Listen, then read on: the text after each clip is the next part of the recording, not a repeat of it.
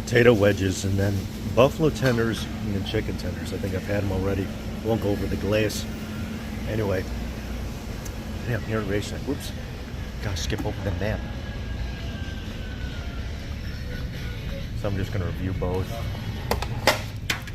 So I already ate the buffalo one, which is good. Wedges are alright. You can tell they've been out since like noon. No, I'm kidding. More like 3. It's just heavily breaded, but the buffalo one has a better flavor to it. Yeah. Buffalo's my flavor. If you're into the plain, just go regular. And then winter chicken dinner. Over here. This place mentioned it all? Okay.